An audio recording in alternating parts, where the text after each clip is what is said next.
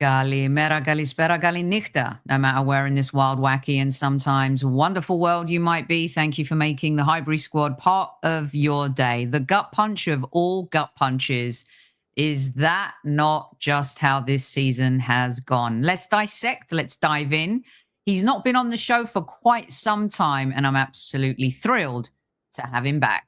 Let's rock and roll, squaddies.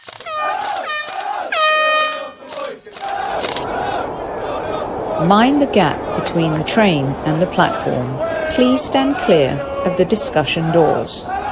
The next stop is Highbury Squad.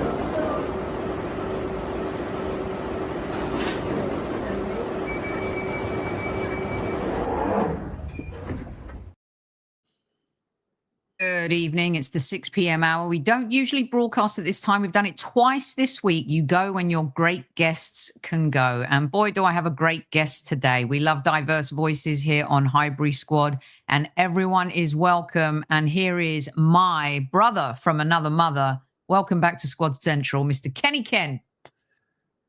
Hello, everyone. Thank you very much, Sophie, for having me on. I've been looking forward to this for a long, long time. Also, it's very poignant as well. We've got a game against Everton, and, the big man, the man we miss very much. He served both clubs with great distinction. And on the 9th minute at Goodison Park, the last game that Arsenal played at Goodison Park, there's going to be a minute's applause in the 9th minute to tribute one of our great players, Kevin Campbell. So he's big. He's very missed. I know you miss him very much. But everyone who's part of the YouTube and social media and fans as well, because he's very approachable, Kevin. And that's one thing that sometimes a lot of people who are stars, because Kevin was still a star, he's still, on Sky Sports, he's still on the mainstream. He still had time for a lot of people. And I think that is the biggest gift ever, because I remember, the old John Lyle always used to say, it's not nice to be important. It's more important to be nice. And that's what Kevin wanted. You know what? You were about to get yellow carded for being late. But after that intro, and I think Super Kev would appreciate that, he'd be, Sophie's done you there. Kenny's done you there. I'm putting the card away because I couldn't have think of a better way to start the show. And I know that... You know what it was? The reason why I was late is I was just brushing my teeth. That's all, because I had so much teeth. I know we're not face to face, but I just want to say I want to make an impression. Make sure the hair's in comb my hair. Make sure that the glass is all right. No toothpaste around the lips and everything. Make sure I'm presentable. Remember, you've had some heavyweights on here. So you listen. It's all right for them. It's good for me. not even David Ornstein could get his card rescinded at all. So and the great Peter Drury got yellow carded just last week. What a voice! What a voice! Yeah, the voice of football. What a beautiful voice! And a beautiful human as well, Kenny. I think you would enjoy having a conversation with him, and he would enjoy talking to you. It's funny you talk about players. Tuesday, I didn't realise how great shape Theo Walcott is. He's seen in fantastic shape. There isn't an inch of spare tyres on him, and also I could see Miles Lewis Skelly's mum in the media entrance. Not that I go there, but I passed there, and she just looks the same. She's like a normal mum. The attendants came to her. She waited till Lewis knew who she was, and she came into us. No airs and graces. Beautiful woman inside. She could easily have said, "Do you know who I am?" But lovely woman. Yeah.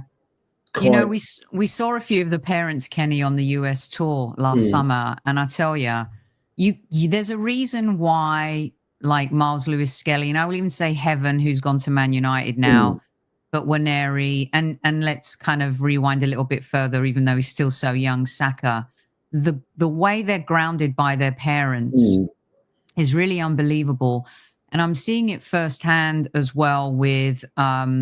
There's a player in the Arsenal Academy who is such a good player, and he went to school with my my nephew, and he plays with Dowman. His name's Brando, BBJ they call him. And the parents They are the salt of the earth. The way that you can easily get carried away with your son, you know, being at the Arsenal, being in the academy, growing up in that environment. But I tell you, it's just like society as well, Ken. And I think that you will agree with me in that, you know, parents are responsible.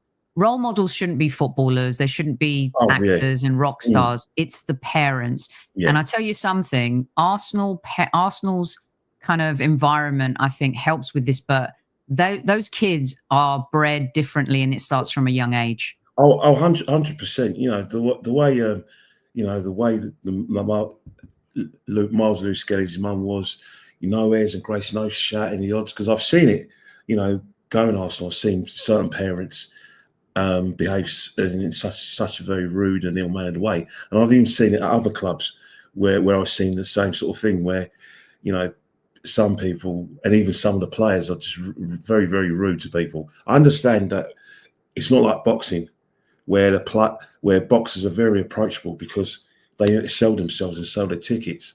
Whilst football, you know, they've been, you know, before social media, there was the News of the World, the Sunday People, all kinds of stories, people phoning up, you know, newspaper to sell stories. Now they got cameras. So I do understand that aspect. But I've seen a few, you know, ex-players and players, when they just walk past and they ignore people who basically, you know, they're made up to see these players. And then when they do that, it's not on. It's not on. No, there's nothing that annoys me more when there's kids lining up and they're coming out of a hotel going into a coach and they totally ignore the kids. That's why I have a lot of respect for Cristiano Ronaldo and Lionel Messi. They always stop. You know, the bodyguards will try and do whatever they can, of course, to protect them, but they always stop. And so happy Dickie Bow Thursday, everyone. Couldn't think of a better guest to have on Dickie Bow Thursday. That's okay. Sorry. I own a suit, but Dickie Bow, I don't get invited to many sort of corporate events. Thank you for opening the show with the mention, because we're going to have a little 20-minute special with Dale Llewellyn, the artist who just recently sketched Super Kev, and the foundation's trying to raise money by selling those prints as well. There was a great night last week with some Arsenal legends as part of the Kevin Campbell Foundation. And with it being the last game ever at Goodison between Arsenal and Everton, we're going to give it a little push. Look out for that in the video section. And no matter where in the world you might be, you don't have to be in the stadium. Let's all stand in the 9th minute and salute our guy, who Kenny said rightly so, we miss so much. So he would love being part of this conversation today. Well, I'm not sure about that, because we're very much on opposite ends of the spectrum. Yes, but he enjoyed it. He loved it. But you know what it is? You talk, and look, I just remember the voice. But Kenny, I could just, that's what I remember for going to podcast with the great man, the big man. Yeah. And, it's just like, you know, we just had the anniversary of Claude, you know, yes. on the 29th. That was this Saturday. And obviously we had the anniversary of, you know, David Rocas, and that is something that's always rocked the club. But, you know, I've seen your titles, and you know what? I know you need to get into it. I'll leave you to do Let's get into it. And thank you, Sean. And, you know, this is why we do the show. And you guys were a help to us as well. That's how Highbury Squad grew really, was during COVID. We needed you as much as you needed us. And I know Kenny for sure will have the same sentiments. Life happens sometimes, and the football community rallies around each other. And as much as we may have differing opinions, Kenny, you know, there are a lot of people in the community. Like, we have a listener in Australia, Archangel, who just put a note up saying that he met you outside of the Emirates one time. G'day, Ken. He's from Australia. I met you many years ago outside the Emirates and shook your hand. So that's the beautiful thing about it as well. Yes, we have got Mr. Kenny Ken on Highbury Squad. You guys don't know it, but we're brother and sister from another mister. That's the truth. Right, Kenny, let's get stuck into this now, shall we? Yes.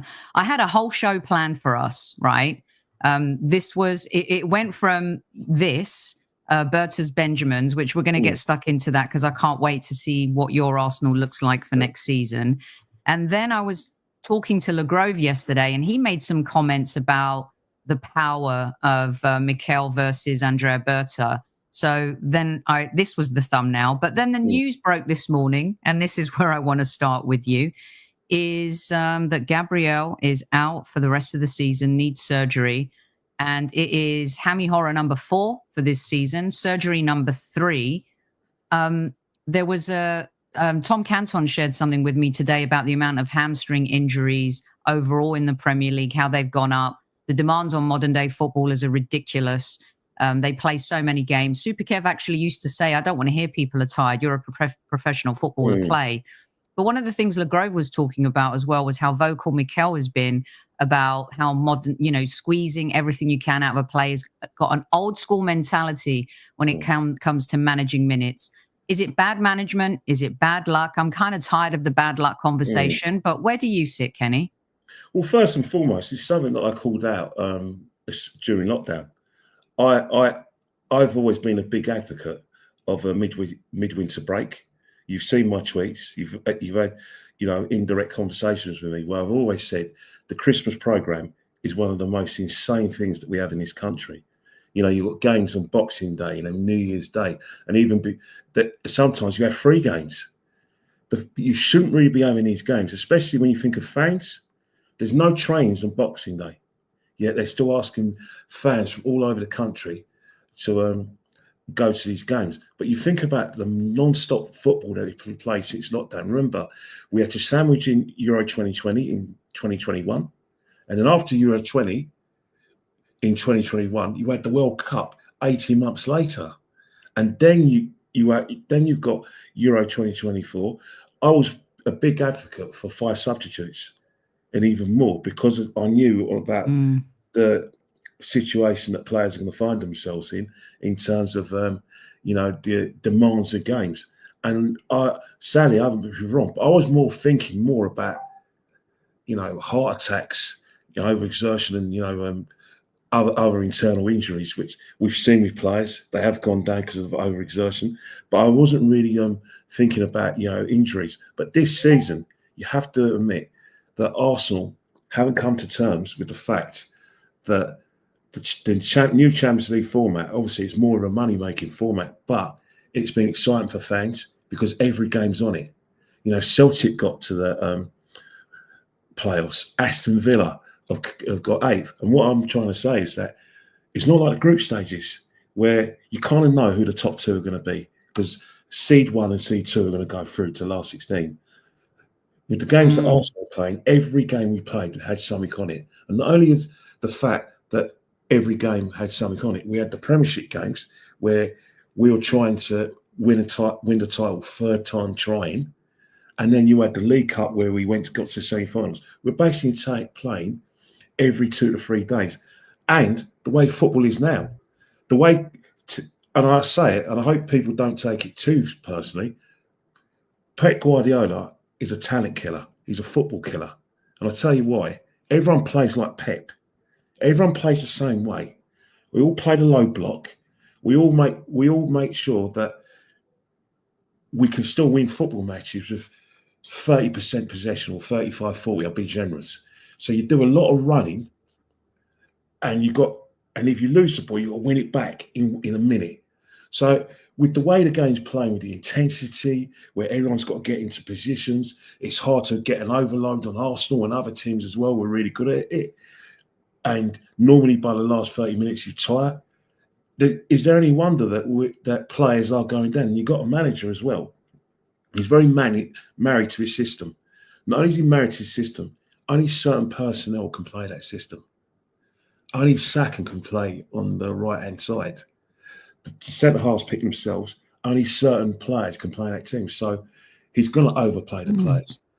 The League Cup, those games were games where we were going to win comfortably. Saka still featured. Havertz still featured in some of those games. Gabriel and featured sometimes, so did Saliba. So it's a case of there's no let-up in terms of that system. We've always been begging for rotation. He's never wanted to do that. He may even have the players. We can say right now he probably hasn't got the players, 2 players for every position. He likes to work with big squad. However, if you're married to that system, only certain personnel can play, and you're playing with these games with intensity, because you see Arteta on the touchlines. He's basically micromanaging these players in terms of telling them where to run, telling them the positions they need to be in, and telling them what sort of passes they need to make. So it's very intense from him, and it mirrors itself on the pitch. So in that respect, I'm not surprised. But when you talk about, Saka, come on, doesn't matter what spectrum you are on, whether you think Mikel should be replaced or you think Mikel needs more time. We've been having these conversations since probably 2020, Euro 2020. Saka needs a break. You're overplaying Saka. You kind of were saying the same things about Kai Havertz because we haven't signed a striker. So overexertion, whether you like it or not, is going to lead to these kind of injuries, because you've got to remember, these are not high impact injuries. It's not a Joe Barton doing a 2-foot tackle on you, or Roy Keane getting revenge for something that happened 10 years ago, where he stamped on you and took his red card. These are muscular injuries. So there has to be a relationship between overexertion, the amount of games, the intensity of the games. Surgeries. When was the last time you heard about a player needing surgery for hamstring? Reece James, Michael Owen? Obviously, there's been other players, but the most high-profile players are Reece James recently and Michael Owen after in 2001. So, and we have 3. We've got 3, and that is the situation. Overexertion, and the common denominator, those are Arteta's 3 starters. You mentioned something, and a few of, I think Archangel actually believes this, and some of our other listeners, about this Pep ball, right? This possession obsession. And I'm going to get to some comments because I love hearing your thoughts, as they're really enjoying listening to you, and I want you to interact with them as much as possible because they're making some good points for you. Is the Pep Guardiola, it started with tiki-taka, right? Of course, we can go back to Cruyff, total football. And now, playing in triangles and the modern game. And sometimes football is much simpler. And I feel like even playing out the back, Kenny, sometimes it drives me nuts. Like these teams that just don't have the talent to play a certain way of football. And you bring up a really great point. And Pep and Mikel is a disciple of Pep Guardiola. And when you talk to some Arsenal fans about, the overexertion, you just discussed it, the way we have to play. When you hear Mikel in press conferences talking about in those kind of low block games that we've drawn or lost this season, right? We've got 10 or 11 draws, 12 now, I think it is. He keeps talking about winning duels, that we had the most possession. Like it's almost like a stats obsession too. Yeah, but we didn't win the game and we drew the game. And Kevin was just talking in our chat about how all you do is hear him yelling at Martinelli to track back. Kai Havertz looked like he needed a stretcher after the Wolves game. What our forward lines, the popcorn footballer is dead.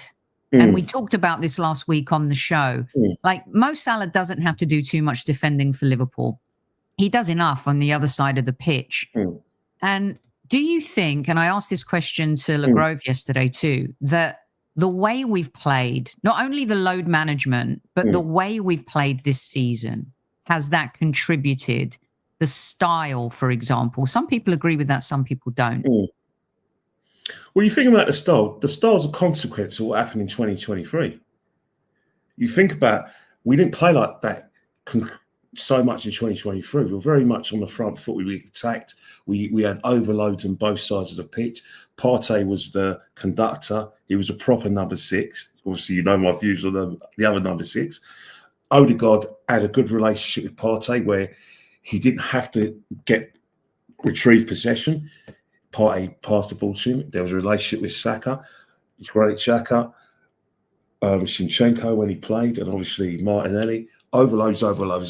Benjamin White was cool. Teams were completely knackered. But what was happening during that time is that because Benjamin White is not as good as defensively as Timber, when you had players with quick feet on the counter-attack, then what will happen is that Saliba's got to get dragged out from the right centre half to go and deal with Benjamin White. Teams do a quick transition, Partey's up the field, they were through and goal, especially at the Emirates Stadium. So even though we beat Bournemouth 3-2, we beat Aston Villa 4-2, we were still conceding goals. And even though you win these games and you say we look like title winners, if you concede goals of that magnitude regularly, you get into bad habits, and then you can't always get the winner in the last minute. You can't get the 2 goals like you got Aston Villa, and that was happening. We were conceding goals. Eventually, Liverpool away, West Ham away, Southampton at home. That cost us the league. Everyone's talking about Saliba was out. That's no. He was playing when we were in those bad habits. He played against Bournemouth. He played against Villa. He got injured after, but we were still in those bad habits. And Arteta's never got over that. So the season afterwards, he's talking about win your duels. We look like we're controlling games. We're very hard to overload. Obviously, you know Sander Berg. He was on Norwegian TV talking about Arsenal. Ola Aina says it's hard to break us down. That's how Mikel wants us to play. And that's where we're going to play. So every chessboard matches. What's happened this season is that teams have worked us out. Because the reason why I'm saying that is that there's always a half an hour window with Arsenal. If Arsenal don't score in the first half an hour, because they do start off really quick, they do try and create overloads, and then after the half an hour, when teams ride their luck, deal with their set pieces, teams come out again because, again, Arsenal go into their little shape. Then in the last 20 minutes when we tire, that's it. You look at the Emirates Stadium, we found it very difficult to beat teams. Even Tuesday, it was a horror show in the first half. But in the second half, we upped the tempo, but we took a risk in that because 2-0 up, Louis Skelly, Martinelli went walkies, Fulham on the right-hand side through Sessegnon, and even on the left side through Roby, creating chances when knackered. And that's how teams have worked us out. And that's where we have struggled kind of this season. People say, oh, we're in a title race. We've never been in a title race, sis. I agree. Never been in a title race. We've drawn 10 games. 10 games. And let's face it, Bournemouth before the sending off, they were murdering us. Newcastle went, no problem, mate. This is how we're going to play Arsenal. Like for like, low block, do what you have to do. You're just as we can't overload you, you can't overload us. So let's see who's going to strike first. We've got a better striker. 1-0, we win the game. You know what I mean? That is how we've done this season. Kenny, I totally agree with you. And I in the sense that we've never really been in a title race. Potsy was saying the same thing when he was on the show. And I'm really tired of hearing the Liverpool lucky. Of course, football's full of luck. The table never lies. Were people calling us lucky when we were 8 points clear and we were looking like we were going to win the title? No, they were saying Arsenal are really good and they've been the best team this season. Liverpool have made their luck. Of course, they've had some lucky stuff go along the way, but they've been managed really well. They've been, relatively injury-free, but they've still had injuries too that they've had to cope with. That's a little bit of a myth as well. Plus, we were kind of injury-free. We had a few niggles last season, still didn't win the title and couldn't close the deal. So I think, what's your sense of you were talking about how we played and the evolution of how like we've moved into this season with the style. I think it's a little bit of a crime, and I'm not a Mikel Arteta out person, right? But I do question. I know I do question if he's a closer, right? And I do think Andrea Berta deserves a clean slate if you're coming in as a sporting director. We're going to get to that part of the conversation. What I wanted to ask you with your football brain is, I think he's escaped a lot of criticism this year, not from you and some of the shows that you're on, but he's escaped a lot of criticism about his lack of prowess in cracking the low block code. Well, why has he not been able to do that? Because of his system. He's very rigid in the way he plays. There isn't actually a plan B. with what we've seen, especially since 2023. There isn't a plan B, because to have a plan B, he's going to have to take risks and make sacrifices. He's going to have to, accept that his chess pieces are going to be away from their, certain squares. It will leave space for the opposition. It may create overloads. He can't have that. You can't have an overload in Mikel's system. You can't have a long pass with this guy. It's got to be short passes. Even when you get to the byline, you can't just cross it. You've got to make sure that you hit it low. But if you make the low cross, the players behind you have to anticipate and smell danger. They've got to be pessimistic. If they lose the ball, then this is going to happen. So you're asking Mikel Arteta to go back to 2022-23 when, in essence, in the business end of the season, when we started conceding goals and teams started getting spaces, that he's torn between two lovers, if you know what I mean. He wants to play his attacking football. Great analogy. Where we play with a bit of panache, but it's scarring. You've got to remember that cost Arsenal. He's not stupid enough to think, when we lost to Saliba, it's all Rob Holding's fault. That's lazy. Just lazy. Yeah, it's lazy. I agree with you as well, and thank you, Ian. I used to argue with Kevin about it all the time, that he has no plan B, and I couldn't agree with you more. He's a like for like substituting type manager. I never look at a game and think, whoa, I can't believe he just did that. And he doesn't take risks.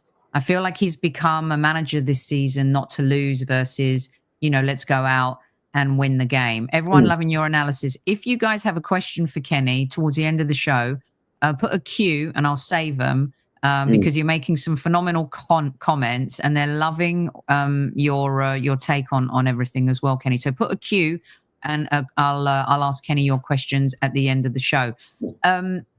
Gabriel, right? So we riff off this a little bit and we've talked about Havertz, Martinelli, Saka, and everyone's really super excited about, Saka's back and whatever. He's only played 20-something minutes. Hold the mayo and the mustard on, kind of roaring about Saka being back. We just don't know yet. Look at Timber. He's had some lapses. Look at Benjamin White. Something up with his knee again. Forget Tomiyasu. I don't even include him in the squad anymore. He's kind of just gone AWOL. Zinchenko, in and out. Gabriel Jesus, everyone thought he would be back after the summer. Now they're talking about maybe Christmas. So Gabriel, who to me looked like the most durable player that we have, he's been our most important player this season. He's been our best player this season. I have to say, I try not to get too emotional about things, but I don't know why, Kenny, but this player at this time, I felt so bad for him. Like, he deserves better, right? And I'm not saying that Mikel Arteta is the reason why he's injured. We've discussed about how potentially it could be part of that process. But to go into a game with Real Madrid, and you're a historian for Arsenal, 2006, I thought we could potentially replicate that. Maybe this is me kind of being crazy, where we played Senderos at centre-back and Flamini at left-back. The difference then is we had Thierry Henry up front. And Lehmann in goal. And we had Lehmann in goal. Yeah. So talk to me about how you feel about Big Gabi's injury, going into the Real Madrid game without him. To me, it feels like a big gut punch. And even though I felt the season was kind of over, I almost just want to fast forward to August now. I don't blame you, because the thing is that how I felt that we were going to play, especially in the Bernabeu, is Gabriel Magalhaes was integral to the way we played. He was probably, if we were to win the game, not anyone else, had to have a good game, because the simple reason is that he was going to be very vital in both penalty areas. Obviously, it's set pieces, but when we're defending set pieces as well, his organisation, his leadership is very essential. A lot of people in our fan base, rightly so, think that Saliba is going to be one of the greatest defenders of all time. He's going to be He's the Mbappe of defenders. That's fine. But our best performing defender is Gabriel Magalhaes. You think of Gabriel, if I was an attacker, I'd be so frustrated playing this guy because he's built, but he turns his body in such a way that you can't turn him. He always makes sure he gets you away from goal. Like Saliba, he's a kind of a, Des Walker, Sol Campbell type who thinks, don't worry, mate. If I lose the ball, my pace is going to get me out of trouble. Not this guy. You're getting away from our goal and you're getting away from danger. You look at Real Madrid, they're quick players, Mbappe. There's one play you don't want to get, you want to get away from danger, make him turn into possession, not hit the box, give the ball back to midfield and start the attack again. Gabriel's integral to that. That's why I was absolutely devastated when he went down. I wasn't even thinking about Mikel Arteta. The blame is that I looked at our back line. I said, Gabriel and Saliba, Timber has to play right back. And then obviously Miles Lewis-Skelly has Gabriel. The reason why I wanted Gabriel is to talk to Miles Lewis-Skelly. Not about the fact that he likes to go in low with his tackles and he gets really up for it. It's to position him when we tire. The walkies. He could have talked him through that. And that's where we do miss Gabriel Magalhaes. He's our best performing defender. He's a player that I never want to lose. Don't get me wrong. And don't take this the wrong way. On the ball, he's absolutely terrible on the ball. He's hopeless. He's hopeless. When he cuts forward, I say, mate, just no. Just give it to someone else. Just get back into your station. You see him. He's not built as to play up front. He's not built to play a midfield with a bit of panache. He's built to just think, oh no, give it to someone else and then get back into my station. You know what I mean? That's the sort of kind of defender you want. He's massive, but he's up there. He loves defending. He's the only player I know that when he makes a clearance, he fist pumps everyone. It's like he's scored a golazzo. You know what I mean? You don't see Saliba doing it. You don't see Saliba doing that. Do you know who I compare them to, Kenny? Do you know who to me, and I don't know if you agree or disagree with this, they remind me of Ferdinand and Vidic, the Beauty and the Beast. Yeah.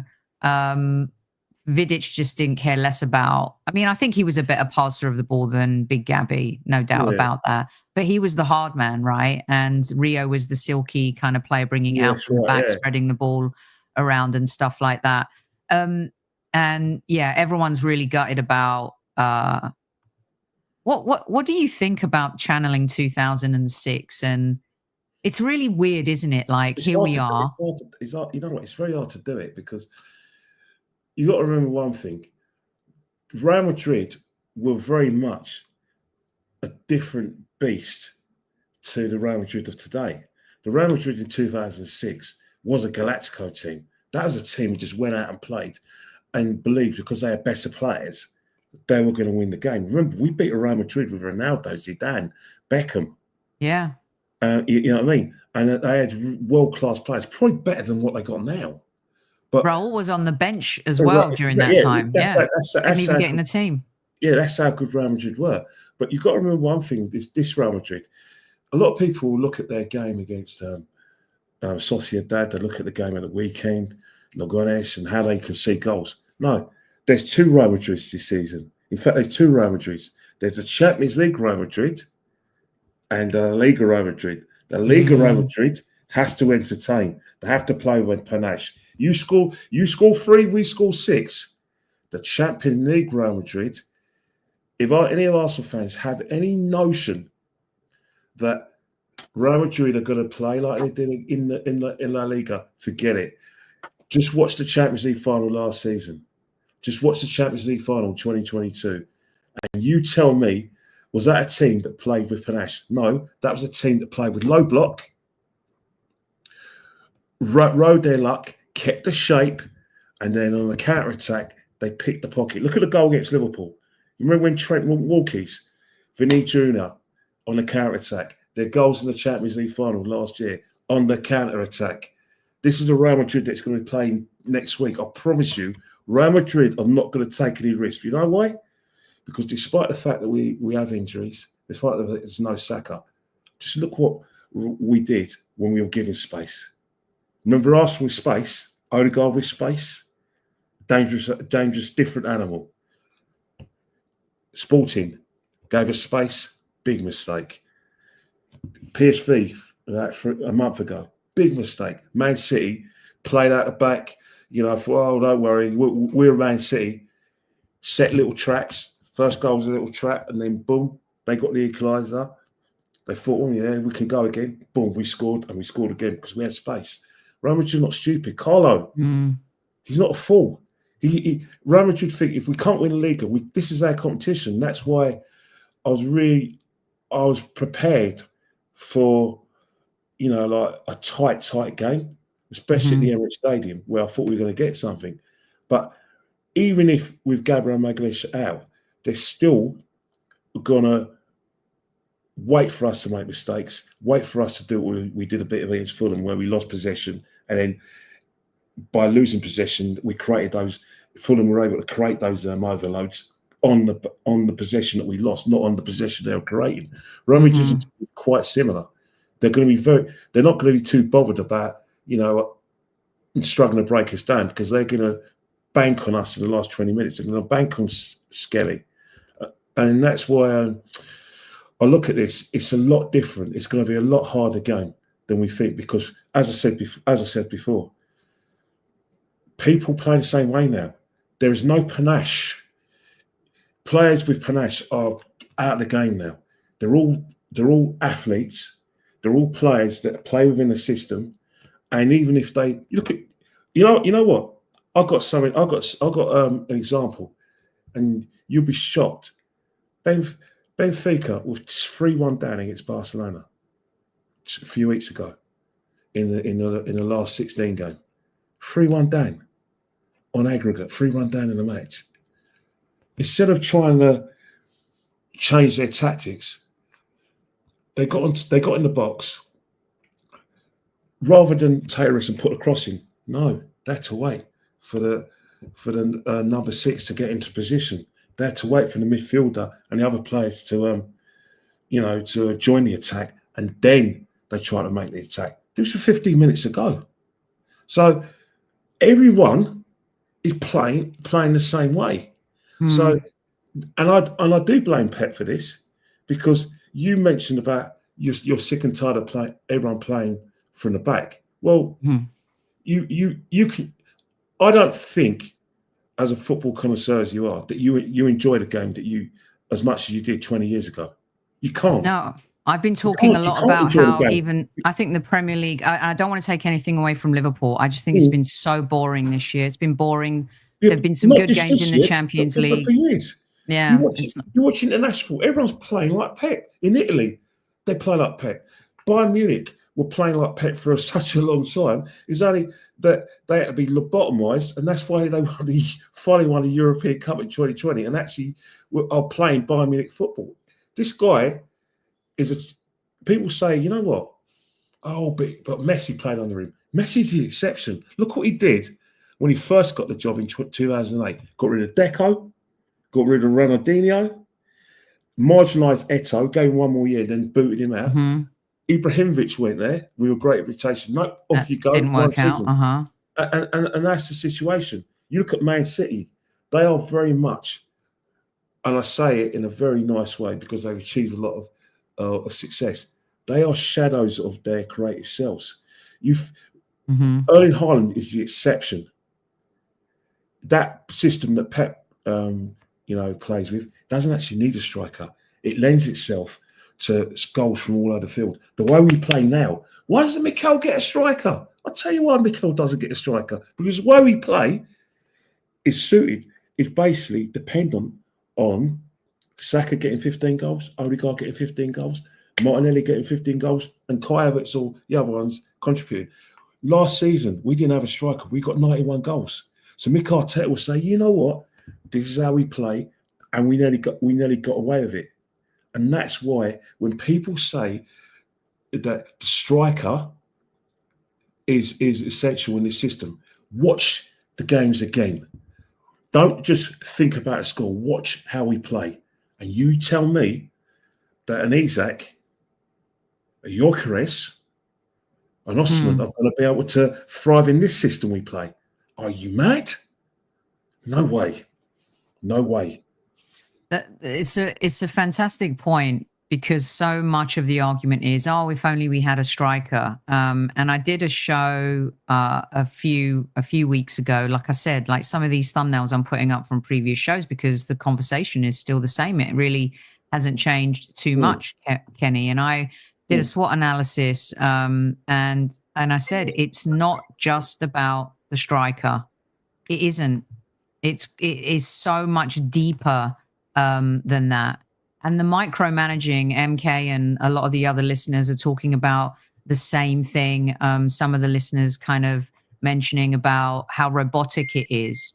You know, it's so formulaic and it's so robotic, the game today. And it's unfortunate, really, because we've seen, like I said, the popcorn players are gone. I think the last, Alexis Sanchez, whenever he gets me on my feet, he's still too young. Alexis Sanchez is the last Arsenal player that got me on my feet. Eden Hazard, I think, is the last. For Alexis Sanchez under Pep. How did it work for Alexis Sanchez under Pep? He was always coming off the bench, wasn't he, under Pep? Yeah. Mm-hmm. How did it work for Henry? Under Pep. It's even like, I mean, you know, I can't stand Chelsea, but Eden Hazard was a popcorn player. You know, Jack Grealish was a popcorn player at Aston Villa.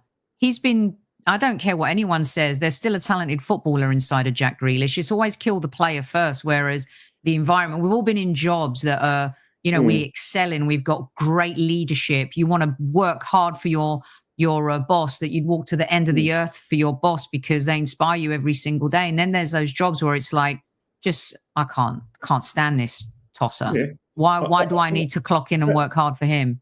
Well, you know what? People have always laid the blame on Mourinho for being a talent killer and the killer of panache. And Pep has got away with murder. It's from 2008. And people just thought, Pep. Yes, great manager. Great at motivating players and great at winning big trophies. But let's not forget, it took him 12 years to win his first Champions League. He didn't win the Champions League at Bayern Munich. No one wants to talk about it because it's Pep. You know, people talk about Mourinho, he's a killer. Look what he did to Joe Cole. Yeah, he did kill Joe Cole. Joe Cole, if you obviously you're from North London, obviously we're both from North London, during that period in the sort of late 90s, early 2000s, Joey Cole was probably the next Gaza. Joey Cole goes to West Ham, looks a bit like Gaza, went to Chelsea. What did Mourinho first say? He's got two faces and one of them I don't like, because he scored the winner against Liverpool, did straight back. But everyone thinks it's Mourinho. No, it's Pep. Arteta's another one who's a talent killer. Amorim, those three, they might as well be like brothers from Brothers Grimm. And because simple reason is that there is no room for football with panache under these modern managers. I mean, look at this question for you from Carol. Has he drank? Listen, I know that there are very differing opinions about Odegaard. I don't care what anyone says. He's a talented footballer, right?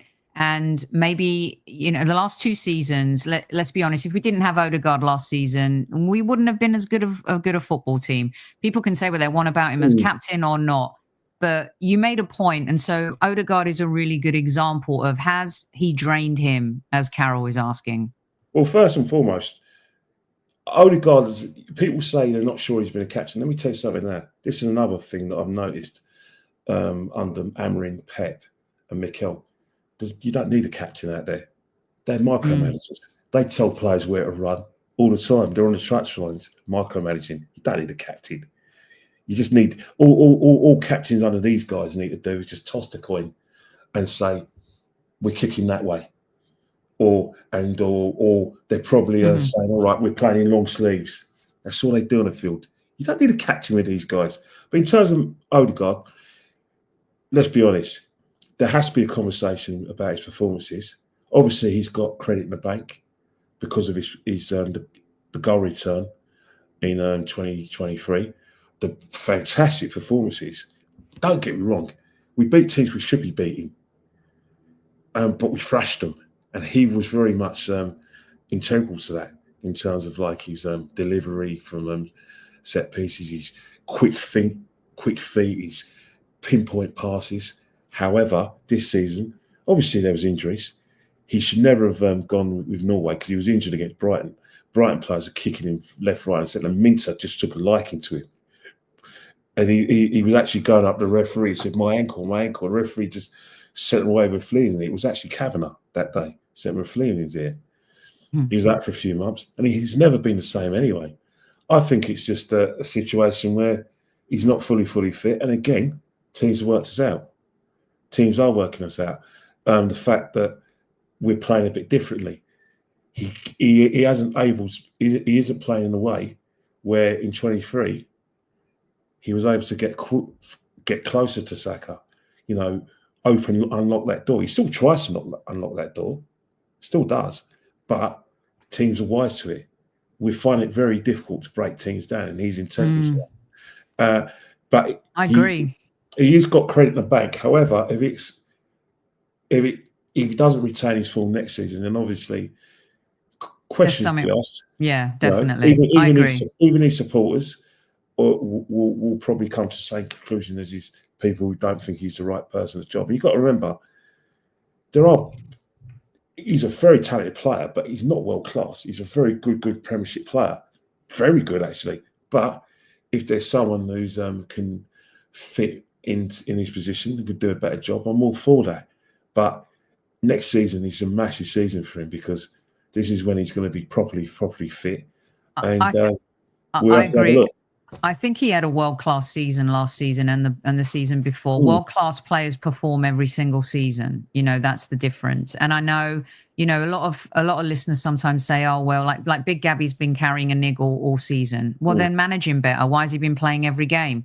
Odegaard, Benjamin White carrying an injury, then why are you playing them? Well, we're not prepared because we didn't go into the transfer market. Our bench is thin, all of these things. There's a lot you can blame on his performance. We're playing them not because the bench. That again, people who are firmly behind Mikel Arteta would say, yeah, there's extenuating circumstances, there's injuries. But if you watch Mikel Arteta throughout his tenure as Arsenal manager, Mikel Arteta usually changes the way we play. He used to do it every season, and that was dependent on the personnel. But I think he's landed upon this system for the last couple of years, and it is his preferred way of playing. And he does have specific personnel who can play that position. Therefore, it's not injuries that dictate; it's him. So, and the problem is that because he's so insistent on playing his players, when there are injuries, these other players come in. There's a gap in quality. It looks like there's a gap in quality, but it's not really such a gap in quality. It's just a gap in kind of knowledge of how to play that preferred way, because they're not getting practice. Training's not good enough. It's the matches. It's like boxing. I can spar with you, right? But me and you can have spar, but you're only allowed to hit me in the body because my opponent is good to the body. So I'm going to want you to hit me to the body so I can be able to see your reactions and check your feet. Or you can hold the bags and I can punch the bags. And I'm looking really good on the bags. Your arms are falling off so and everything. Pads don't punch back. The punch bag don't punch back. And it's the same thing with our subs. When they do come on, because I'm not used to playing games of that intensity and playing together, when there's something on it, it looks like there's a gap in quality. There probably is a gap in quality, but it does look like it. Look at Kivior. Come on, he looks a different place. His levels on the ball, his levels above Gabriel on the ball, but defending, come on, you noticed it, didn't you, when he came on? You can see the difference. You can absolutely see the difference. Left back. Oh, it didn't matter when we was playing against Sheffield United, Burnley, West Ham, but against Porto and against Bayern Munich in that first leg, night and day. But here we are again, you know, in a situation where Kivior's going to be playing centre-back against a top team in the Champions League in a knockout stage. Right. Do you still have a little bit of time for me? I've always got time. Okay, because this is too good. We know what's going to happen. Okay. Spurs never beat Chelsea at Stamford Bridge. You know, Postecoglou is probably going to say that, yeah, I've had injuries and there's extenuating circumstances, even though they've probably lost their 60th game of the season. We know how this is going to go. Right. Well, I want to do one more subject, which was going to be the original subject, which leads to a little bit of what we're talking about. And then I'm going to lob some questions from the squaddies for you as well. There's some good ones. So there's, you know, there was all the excitement about a new sporting director and Andrea Berta coming in from Atletico Madrid. Really no-nonsense guy, worked alongside Diego Simeone. We all know the history. We know the types of players he's brought in, the players that he's sold. He's no mug. Arsenal have been inept. The Achilles heel of the club is the transfer market, getting bang for our buck. We've done a little bit of a better job getting money for play. I can name 3: Iwobi, Emil Smith-Rowe, and there was another one this last summer as well, which my foggy perimenopausal head is forgetting right now. But like George Graham was a megalomaniac, Sir Alex Ferguson, Pep Guardiola is, Mikel Arteta is. I think it's easier to be a megalomaniac when you've won a lot of trophies, yes. Kenny, and you have the cachet and the love coupons from the fans as well. And an interesting conversation yesterday, the first kind of, some of the listeners called it maybe a negative angle on bringing Berta in. Le Grove was talking about how, you know, Berta is there to be the courtier to the king of Mikel. Not that he believes that or that he thinks it should be that but he believes that Mikel is still the powerhouse at the Arsenal, at the club. He's the Don. He decides, he picks. And I challenged him and I said, well, I think January and the summer was maybe evidence that the Kroenkes didn't want to give him more money, that he has spent a lot, that he was given money. People who want to bitch about the Kroenkes, you can't blame the owners when the manager or the board spend the money on the wrong players. And we mentioned Marino and Calafiori. So who do you think is the real power player? You know, is it Berta with the Benjamins? Is it Mikel with the Moolah? How do you see this playing out? And Diego Simeone too, not an easy manager to work with. He was the attraction. He was the Don, but Berta was the killer out there across the boardroom table doing the business. What's your take? Well, first and foremost, you know, Pete, I judging by what Pete says, although Pete's probably firmly... I always call him Le Grove, but yeah, Pete. Yeah, Pete is probably firmly in a different camp than myself. So you are going to see different positives regarding this appointment, but you've been in football for a long time. These partnerships rarely work. They rarely work.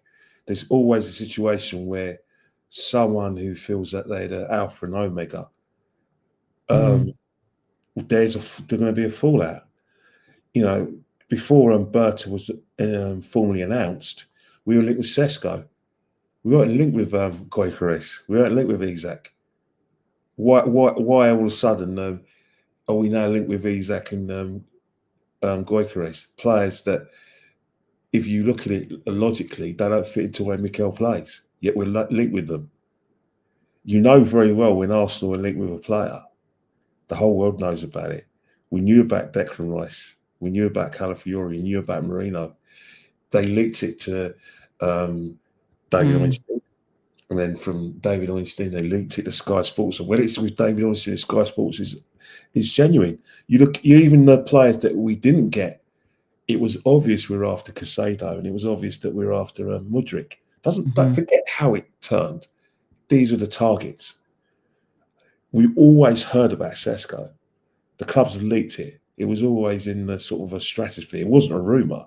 It was an active discussion. He actually had discussed with Zesco last year. Personal terms, I believe, were agreed. But you can only assume that Zesco inquired about playing time because Kai Havertz, a lot of people say he's tactically important, like Uncle Clive. I think he's tactically disruptive. But that's another discussion. But what I'm trying to say is that if they say he's here to help Arteta, but if the board have made that appointment, then what happens to Arteta's empire? Because you think about it, Edu has left the transfer think tank. Vino left the year before. So it does look like Arteta's asking for over and control.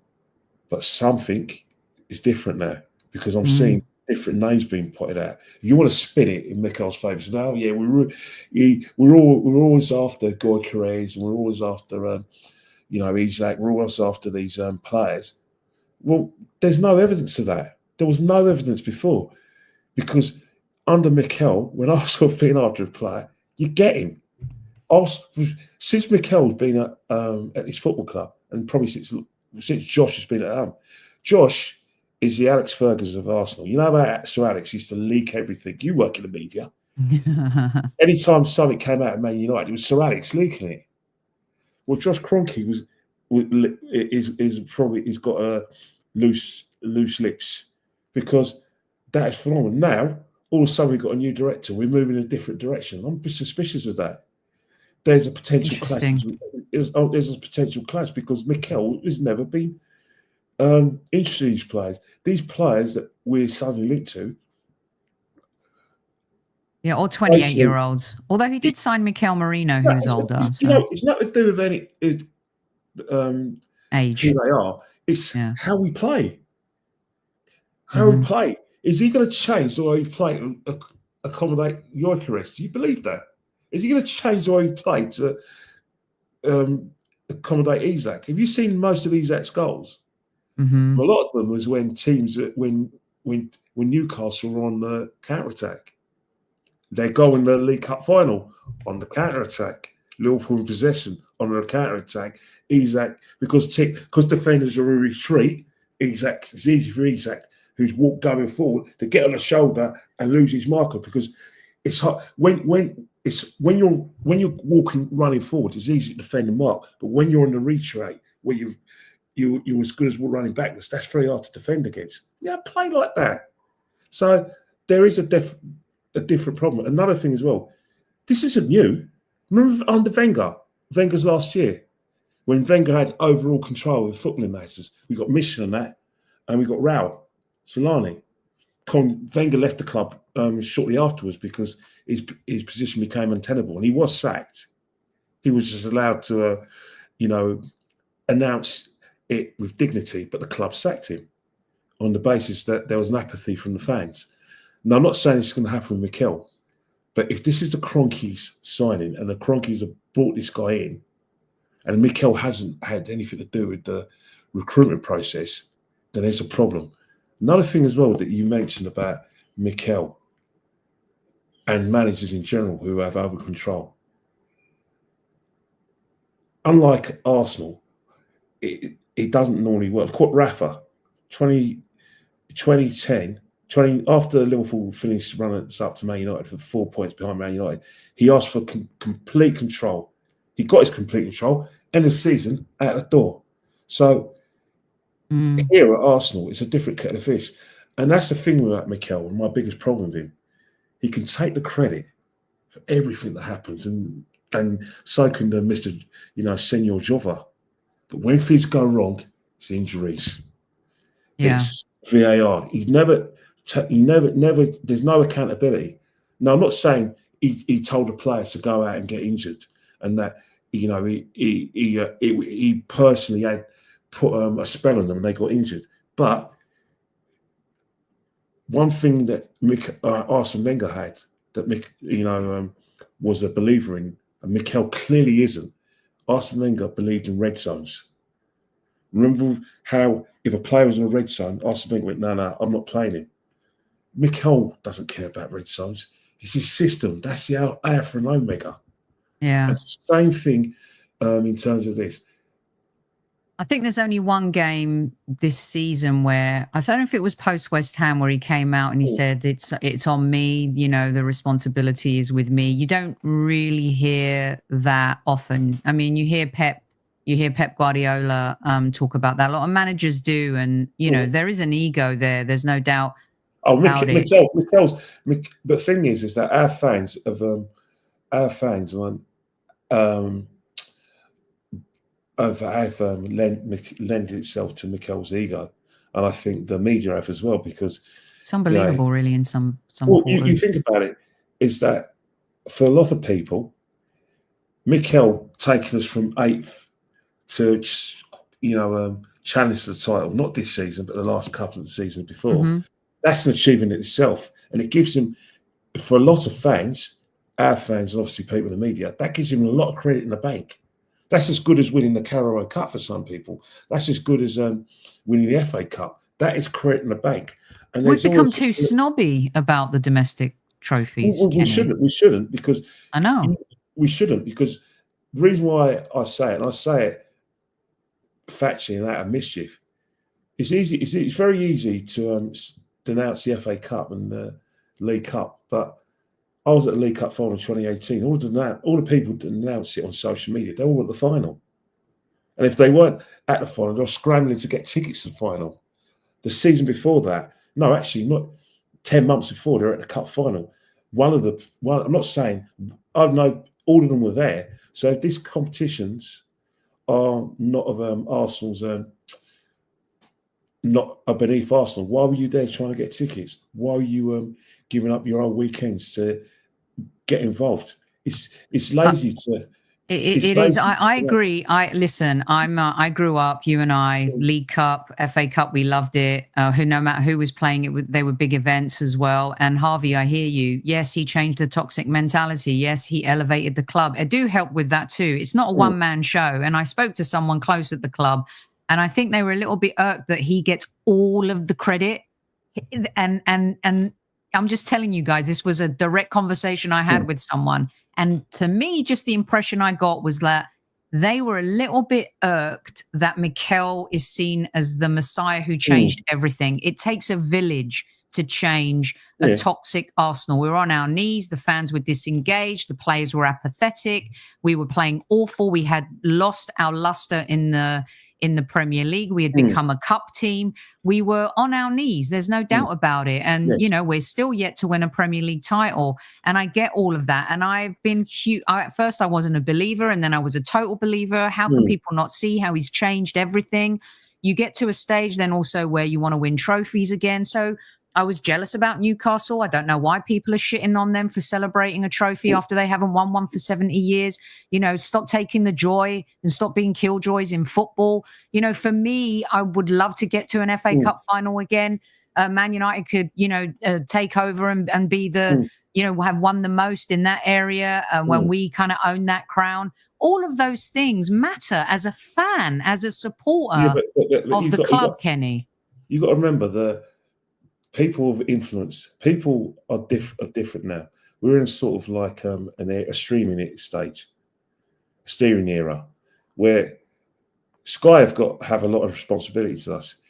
If Sky have the rights to certain competitions, it's the best competition in the world. They used to promote the life out of it.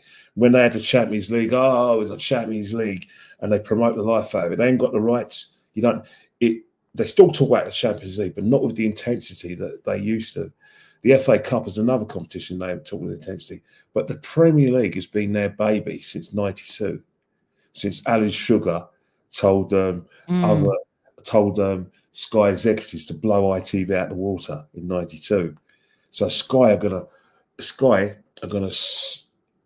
promote the life out of the Premier League, making it a be all and end all we hear about is the Premier League's the best in the world. That's up for debate. Yeah, it's true. That's up for debate. But Sky have really, really promoted their baby. Not only have Sky promoted their baby, the Premier League are partners in that. You know, they sold their rights to all four corners of the world, to the extent that we got a massive fan base from all over the world. Sky have definitely helped with that. The fact that Sky helped with that we always go on tour to United States, which was Virgin territory before the 1994. Mm-hmm. And then after 94, it was still Virgin territory. And then I think because a lot of Americans were doing well in the Premiership, it became fertile territory. And now Mike Feinberg is an example of this. Mike Feinberg's words would say, I said, why do you always come to England and taking, as you guys say, taking a match, and you're so passionate about Arsenal, but you like to watch other Premiership games?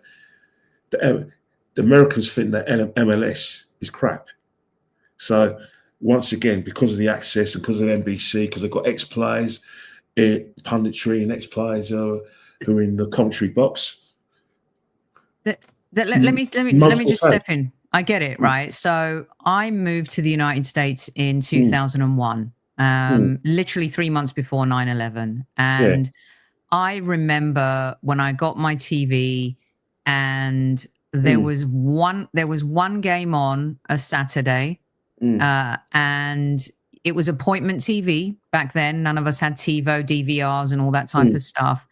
And most of the commentators and everyone was from, Canada. And slowly but surely, all the rights deals, like you say, the TV rights and all of that. During that time, it escalated, more games, NBC get involved. At first it was Fox. There was a time though, like around 2012, 11-12, where actually MLS, where there was Beckham and Donovan and Keane, and there was that LA Galaxy kind of dynasty. Fun to watch. I think what we do, Kenny, too much. And Mike, I love Magic Mike, but he doesn't watch MLS. Like a lot of the times, people make opinions about something they don't even see. It's the same thing with reading an article these days. They'll read the headline and think they know what's in the actual article, and it just doesn't work that way. For me personally, the football isn't the same, but you can't compare it to the Premier League. You can't Serie A, Bundesliga. It's its own product, right? And there are people here who love the product, and people can say what they want. They've got stadium-specific specific stadiums now. They get like between 20 and 30,000. The atmosphere at an MLS game is better than most Premier League stadiums, okay? Yeah. They've got a lot of Latino fans here as well, which help elevate that. They know the culture. They love that. And I would never have gotten to interview David Beckham or Zlatan or David Villa or Pirlo, even a Frank Lampard or a Steven Gerrard. If I was a broadcaster in England, they wouldn't give me the time of day. There's this hierarchy and snobbery, Kenny. And so for those reasons, I go on. But not now, though, because what's happening right now is that because of people like Mike and other people come over, I'm not ruling out the 39th game happening in the United States. You've got the stadia. You've got the fan base. You've got the fan base.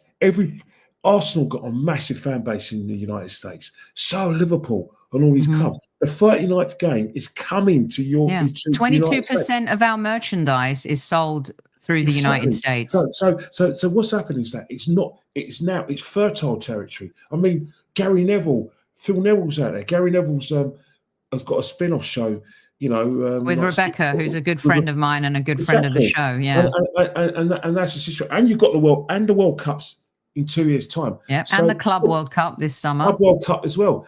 And DAZN, an American company as well. Don't get me wrong. Obviously, in the United States, it's baseball, American football, and basketball. But let me tell you something now. There is a massive interest of football, and you've got to remember one thing. Let's look at the kickoff times here: 12:30, 5:30. I promise you right now, we're going to see more kickoffs at 7:30 and 8 o'clock on a Saturday and a Sunday. Why? Because the American market is now the biggest market out there. Yeah. Boss man, no way is, you know what? I've been to games. Okay, so you haven't been, if you've been to a game here, then that's fine. The Austin, LAFC, Columbus, you can name them, right? They are nutters. And the atmosphere is amazing. Don't talk to me about the atmosphere at the Emirates. And I don't like it when they blame overseas fans. The club is responsible for what's happened with ticketing and all of that stuff. Don't blame fans. Overseas fans put the bill. Overseas fans are pay the bill. I don't pay the bill. I'm a sure thing. All right. You can't ask people who spent hundreds of millions of pounds over a 3-year period for TV rights, and then their TV viewers who are massive, passionate fans now are watching Premiership games at 1 o'clock in the morning. You can't ask them to do that. So you've got to accommodate for those sort of fans. You've got to accommodate for the Asian market. The Australian market is just as big, and that's what the Premier Leagues do. If people are paying for your rights, then accommodate your customers. Remember, the customer's always right. The customer's not just in the UK; it's all over the world, and that's why you got the TV rights, and that's why the 39th game is definitely happening. I agree. Listen, Kenny, I agree with you because look, the NFL started this. Major League Baseball just opened their season. MK, correct me if I'm wrong. The Dodgers went to Japan. NFL have expanded their games now to South America, in addition to Europe. I think there's one happening in Asia. So they followed suit. Basketball have done the same. And, even when you think about the NFL, they've got they play the least amount of games and they added the game, right? So home fans still get their quota, right, for what they're paying for their season ticket. The difference is football, the essence of football, right? People say, well, it's the fans. How can you watch an Arsenal game outside of North London if it's a home game, right? Globalization in economics, in society, and in sport it's here, and it's been here for a long, long time. Kenny, hasn't it? You like boxing? You like boxing? I do like boxing. I grew up watching it with my dad, and I did a project once with Sugar Ray Leonard, and I thought I was going to pass out. I mean, and I worked on a film with Jake LaMotta, so I'm a huge boxing fan. You think like when we were kids, growing up around in the sort of 70s and 80s, the coverage of boxing is night and day now, isn't it? And you think about boxing now, you've got Riyadh season, and if you compare, people talk about tourist fans and overseas fans, and Armchair's right. We're not customers, we're fans. Like Armchair fans, right? We are not customer fans, but that's how we're sold as customers. But you think about boxing now, who pays Anthony Joshua charge through all this money? It's not me and you. No, it's the casual. Not. The casual fan in boxing is equivalent of the tourist fan who goes to all our Premiership matches. Now in London, the capital of the world, Arsenal and Chelsea are going to have a lot of overseas fans or delight tourist fans, because if you're a football fan, you've got two clubs at near the West End. So you've got a choice of both clubs. And now with Spurs, and now they've got NFL, you can go to Tottenham and West Ham as well. So that is where football's at this moment. And at the end of the day, the merchandise as well is from our tourist fans. Remember, podcasts like this, a lot of our cousins from abroad, they know Thierry, they know the players, but they don't know local Arsenal fans. So this is a introduction to fans. And some of the listeners are talking about how Copa del Rey and Coppa Italia are being played overseas, the finals. Yeah, the Premiership's got the march in it. The Premiership, the Premiership of, if you want to talk about maybe the cross-country run or a fun run, the Premiership are already on lap 4 and on the 4th lap, and La Liga, Bundesliga and Serie A, they're on the 2nd lap. They're catching up with us. Yeah, it's not. And also, I think it's true what some of the listeners are saying, like fans just being priced out more and more. And someone wrote that, Tom said you can't blame the ticketing system when there's empty seats at Fulham. Well, also people have given up on the Premier League. So that's a little bit of both. There's no doubt I about think that. Tom Tosh, you've got to remember one thing. If you look at it 7 years ago, when Arsene Wenger was in the dying embers of his reign, there was apathy. The only game that fans were really up for was the semi-final of the Europa League with Atletico Madrid. All the other games were dead rubbers. They were dead. We weren't getting to top four, which was our equivalent of winning the league now. Comedy United now, we're not going to win the league. Liverpool are going to win it a canter. So, with the exception of the game against Real Madrid, there are going to be a lot of fans who are going to think, don't fancy Crystal Palace at home, but don't fancy Brentford. Newcastle, 50-50 game, but I ain't going to really fancy Bournemouth. That's fan apathy because there's nothing on those games. Like last season, there was something on these games. The season before, there's something on the game. Even the season before that, because we were going for the top four alongside that lot in 17. There was something on these games. It's football in general. Fans will think, oh God. And anyway, it's actually a test as well because you have a lot of. I'm sure you've had a lot of people who said, "Soph, anytime you got an Arsenal ticket, just let me know. Let me know." And I get asked all the time. These tickets are available. The same people said, "Soph, let me know. We can have a ticket." They don't go.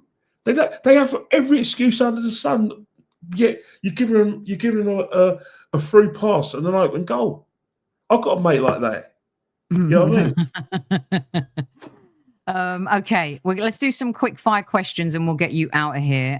Also want you to see these comments from you know what? You sensing that I want to watch some of Married at First Sight Australia or something? Not at all. I've got a new washer and dryer being delivered, and Do you get Married at First Sight Australia in United States? We get it. Yeah, we get it all. Oh, is that your guilty pleasure? It is a guilty pleasure. Married at First Sight Australia. They're mad. If I'm doing a reality TV show, my guilty pleasure is Vanderpump Rules, and Below Deck. Any Below Deck sailing yacht. Is he still got that dodgy Barnett, the husband? Which one in Vanderpump Rules? Well, the woman with Vanderpump, is she English? Oh yeah, Ken Dodd, not Ken Dodd. He was from the 80s. Elisa Vanderpump's husband. Yeah, he's got like that kind of 80s-esque. It's bordering on ginger, mousy wig. Peter Stringfellow haircut.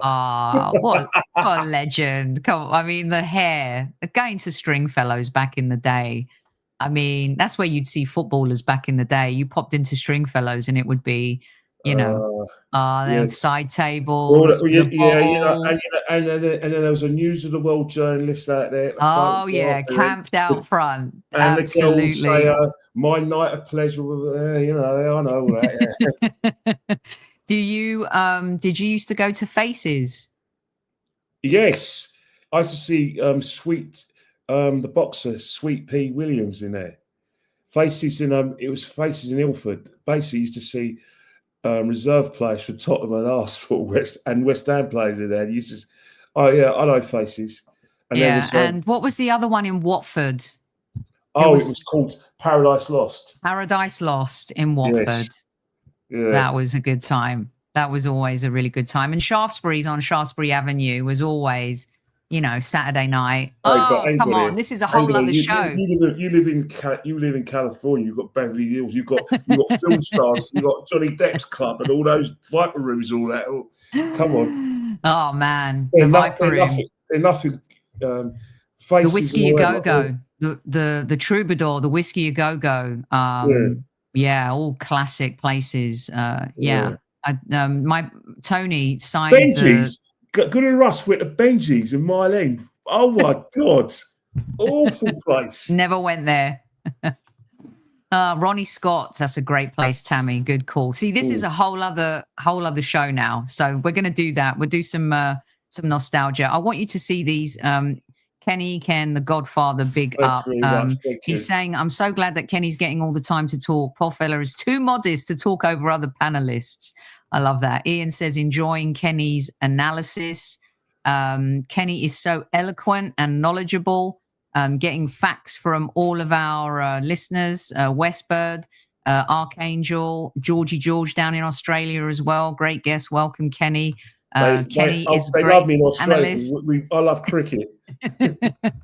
Tammy, I think it might be your number one fan. Talking Tammy, Facts, Trevor as well. Good to me.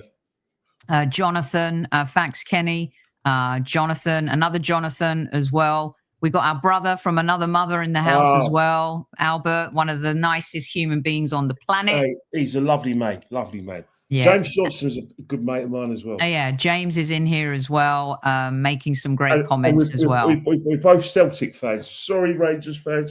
Sorry, we can't help it. We love Celtic. And they're asking us to do this once a week. So maybe we won't be able to do it once a week, but maybe we'll definitely do it more regularly. We've got to definitely do it more often because there's a lot of discussion points. And obviously, we got to sort of look at the situation with Arteta's relationship with Berta. Yes, we've got to dive into that a little bit more. That's Jonathan said that. Let me get a couple of questions in for you because otherwise they won't. This one I found interesting from Matthew. Is Yova a one-trick pony as a set-piece coach? Surely as a specialist, he should have more tricks up his sleeve. Well, the thing about it is that, you know, the one trick he had was very effective last season. It was extremely effective. But the thing about it not working, obviously, when you're good at something, teams are already going to sort of like train in order to sort of stop what you're doing. Another thing as well, referees are watching us as well, because to actually perfect what we do and get that space, the zonal marker has to be occupied. Now, he could be occupied fairly, but in some cases not unfairly. So referees are watching it. So therefore, you know, we're not able to do that. But at the end of the day, it's funny that that was mentioned because he's another one who tends to take all the credit as well.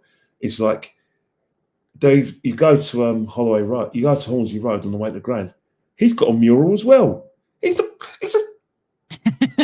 is insanity. This is insanity.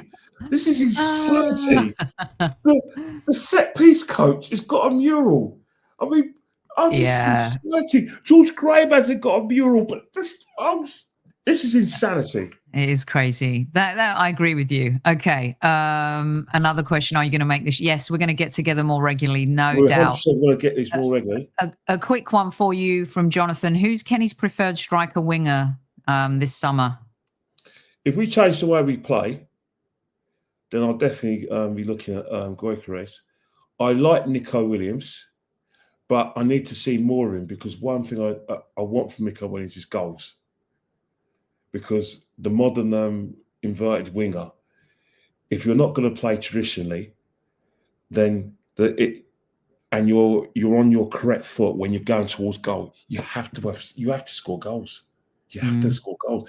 It's a disgrace that if you've got so much opportunities, not just to cross the ball, but to actually get in the box, and your goal return is anything less than 10 a season, that's poor. So if there was a goal return, then I'll definitely be looking at Nico Williams. But up top, if we change the way to play, then I like Isak. I mean, yeah, that's a good one. I mean, we had the chance to sign him from Real Sociedad and didn't do that, and now they're going to want $100 gazillion from him. Let's see, who else do we got here before we duck out? Let's do this one. This one's fun. Georgie George from Down Under. When did you watch your first Arsenal match? Well, my mum told me it was actually, I don't even remember. My mum told me it was in 1975 because we used to live in Avenel Road. But the first match I went to, unsupervised, was on my own. I paid by myself when I was 12, and I took my brother and I took our friend.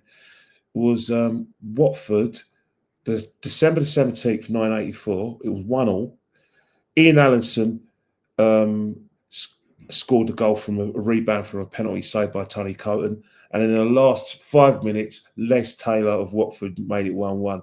I remember the players we had. Dave O'Leary was playing up in centre defence alongside, God bless his soul, the late Tommy Kane. Kenny Sansom was the captain. Viv Anderson was on the right-hand side. Brian Talbot was, and Steve Williams. Brian Talbot was playing. Steve Williams didn't sign before that. And we had Woodcock at Allinson, and we had Charlie Nicholas. And even then, Charlie Nicholas was the very modern-day Mesut Ozil, divided opinion, but always Charlie Nicholas always turned up a good time. Super Kev said that Viv Anderson was the stingiest guy when he cleaned his boots. He always used to have to remind him he owed him money. But wow, what a legend. What an absolute legend. I'll tell you one thing, right? As soon as Sir Alex Ferguson came along, he disappeared like a cat in the night, didn't he, in 1987? I swear. But I still, the player I haven't forgiven. Obviously, I haven't forgiven Cess, how he left the club. Frank Stapleton, I've never forgiven Frank Stapleton for leaving us in 81. You know, Big Frank. Yeah. Yeah. I mean, they could talk all about, people forget as well that, you know, RVP and Ashley Cole and Cesc weren't the first, you know. Oh, and Frank Stapleton started this trend. Frank Stapleton, obviously, he's from Dublin, and obviously there's three clubs in the Republic of Ireland, and even in Northern Ireland, it's Celtic and Rangers, and obviously the Manchester and United and Liverpool.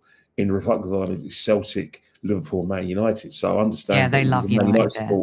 Him and Liam Brady were Man United supporters growing up in Dublin. But how he did it, we never recovered for a long while after Frank Stapleton came. We only replaced Frank Stapleton with Tony Woodcock. Lee Chapman, a disaster. Oh my God! Do you remember Lee Chapman? Lee Chapman was awful. He was married to, what was that? Leslie Ash. Or at Cat's Eyes. At Cat's Eyes, and Mendy badly. But Lee Chapman was brilliant at Sheffield Wednesday, brilliant at Nottingham Forest, but at Arsenal, awful player.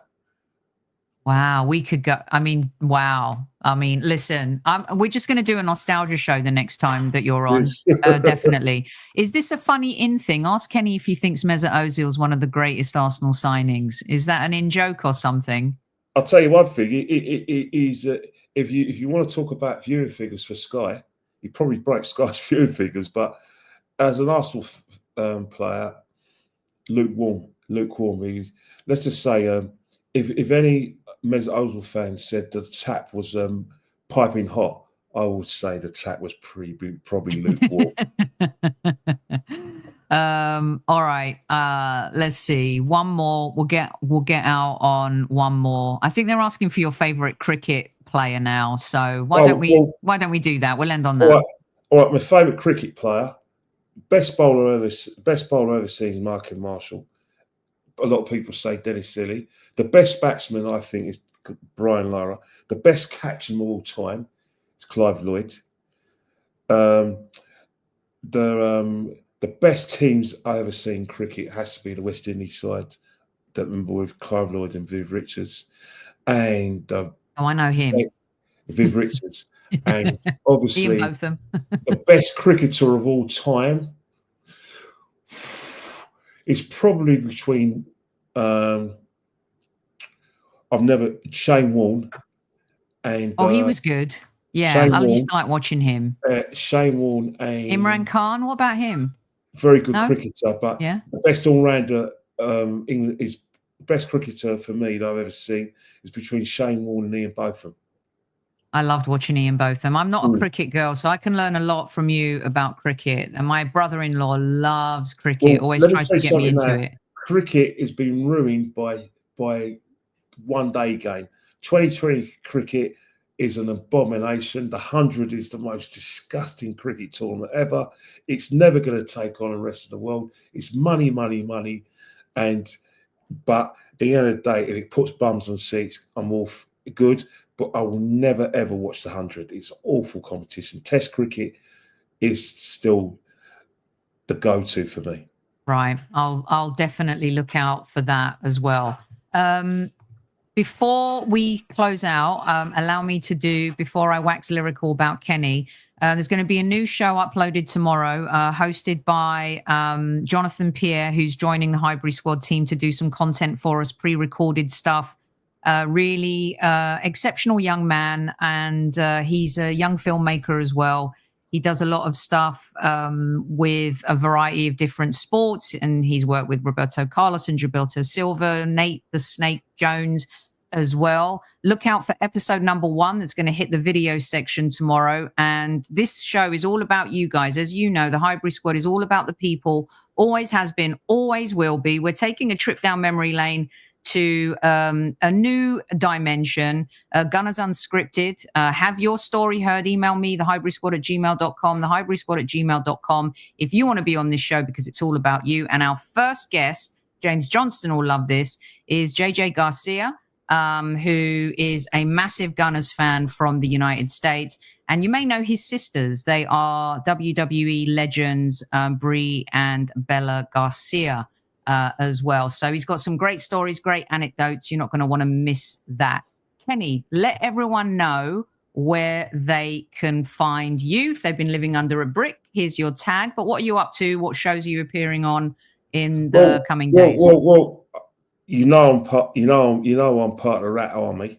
Me and Lee Gunner, Jez, DJB, and Matty do a show on Monday. There's some of the people who watch us. There's a few people who won't touch us with a bars part. That's fine. Obviously, I work with Dan.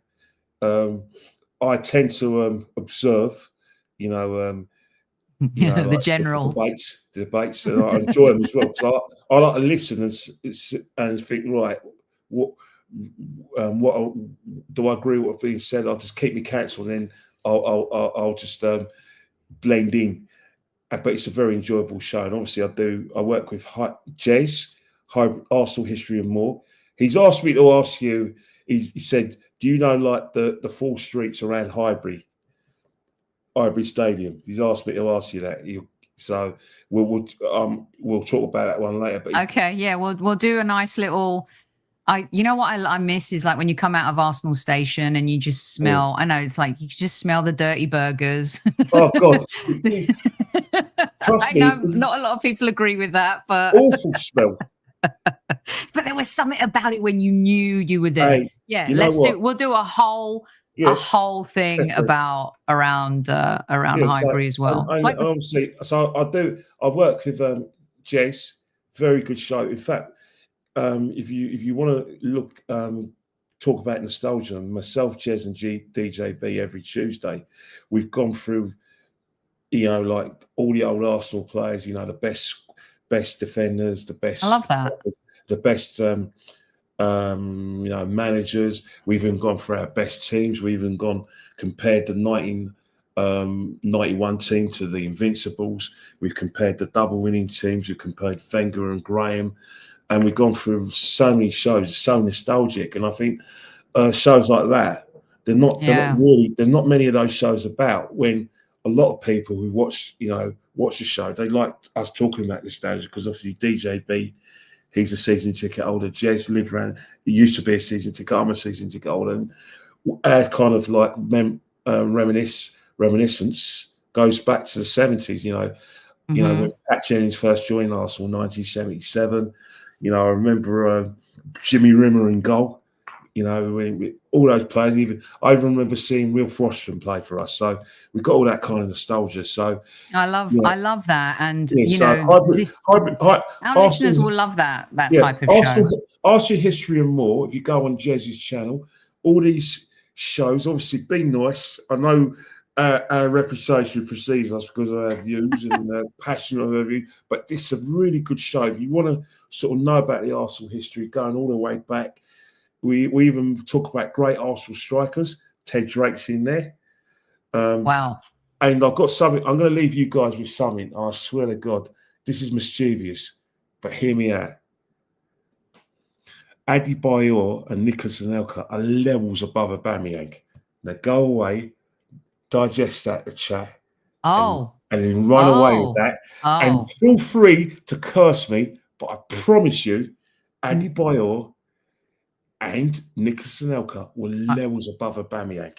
Let me tell you this. Okay, so we got to stop right here, because for me, Nicolas Anelka, if he'd have stayed at Arsenal, would have been greater than Thierry Henry. I said that out loud. We're going to pause it, all right, and we're going to come back to it. And we're going to talk about Highbury Squad. We're going to talk about Highbury, the surrounding areas, our favorite places, the nostalgia. I would love to have it all back. And as I said, like this new show, Gunners Unscripted, you get a little bit of flavor from fans from around the world, but a lot of the memories too about, you know, fans who get to go for only 2 or 3 games, but fans who've been there for so long, like you, who know the nostalgia and have the history. It's just a really beautiful thing. And I think it's really important that we keep all of that alive and well. Okay, it has been monumental, you guys. Kenny will be back again soon. We could go on for hours. Listen, don't forget to tell your loved ones you love them. And don't 100%. Forget to stand for Super Kev. Arsenal Everton at Goodison Park, the 9th minute. I think it's a minute's applause. Is it a minute's applause? Yes, it is. It is. And show Kenny some love. This has been a phenomenal football conversation. It just shows you that even if you disagree on a lot of things, you can have really engaging conversations with respect and stuff. And so let us know what you think in the YouTube comments. Give the show a follow. Don't forget to tell your loved ones you love them. And at ease, squaddies, at ease.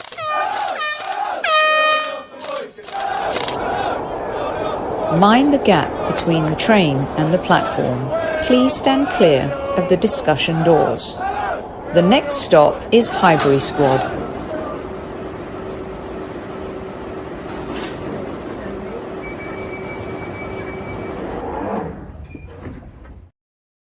Just so you know, hold on 1 second. We're still live. This is what I do to people. Oh, sorry. It's been a while since you've been on, so see you later, squaddies.